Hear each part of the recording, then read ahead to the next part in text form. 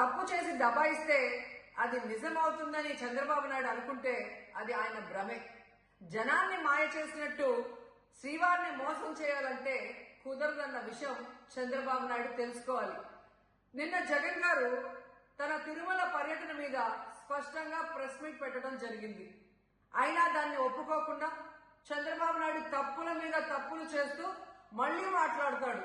జగన్మోహన్ రెడ్డి గారు తిరుమల రావడానికి భయపడుతున్నాడు, డిక్లరేషన్ ఇవ్వబడుతుంది కాబట్టి ఎస్కేప్ అవుతున్నాడు అని చెప్పి సూటిగా చంద్రబాబు నాయుడు గారికి చెప్తున్నా. చంద్రబాబు నాయుడు జగన్ గారి దమ్ము ధైర్యం గురించి రాష్ట్ర ప్రజలందరికీ బాగా తెలుసు. నిన్న కూడా ఆయన భయపడేవాడైతే అంత స్పష్టంగా ప్రెస్ మీట్ పెట్టి ఏ విధంగా తన మతం మానవత్వం, తను ఏ విధంగా బైబిల్ చదువుతారు, బయటకు వచ్చినప్పుడు హిందువుల మనోభిప్రాయాల్ని గౌరవించి గుళ్ళకు వచ్చి పూజలు చేస్తారు, అలాగే మసీదులకు వెళ్లి ఎలా పూజలు చేస్తారు, అలాగే సిక్కుల్ని గౌరవించి ఎలా వాళ్ళ పూజలు చేస్తారో చెప్పడం జరిగింది.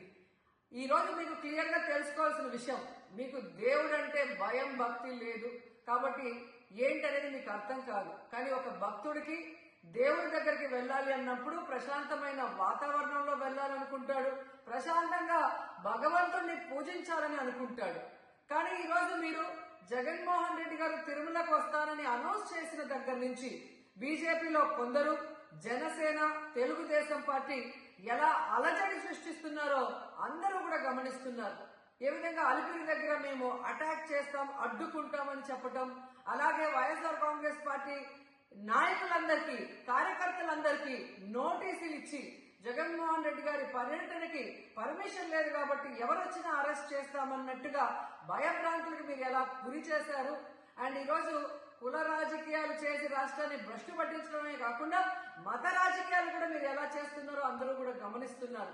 ఇలాంటి వాతావరణంలో దర్శనం చేసుకోలేము కాబట్టే జగన్మోహన్ రెడ్డి గారు ఏ విధంగా ఆ తిరుమల ట్రిప్ ని క్యాన్సిల్ చేసి తన అభిప్రాయాల్ని ప్రెస్ ద్వారా ప్రజలకి తెలియజేయడం జరిగింది.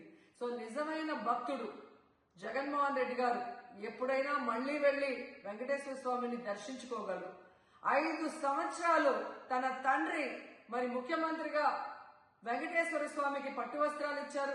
జగన్మోహన్ రెడ్డి గారు 5 సంవత్సరాలు మరి పట్టు వస్త్రాలు ఇచ్చిన తర్వాత ఈ నీచమైన రాజకీయాలు చేస్తూ డిక్లరేషన్ పేరుతో మీరు మాట్లాడుతూ ఎవరు అడ్డుకున్నారు అని చెప్పి మళ్లీ దిగజారుడు రాజకీయాలు చేస్తున్నారు.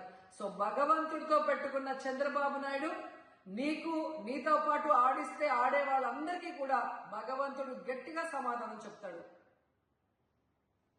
హిట్ టీవీ యాప్ ని డౌన్లోడ్ చేసుకోండి. ఇందులో short news, live news, entertainment movies అన్ని అవైలబుల్ గా ఉన్నాయి. Please download hit TV app.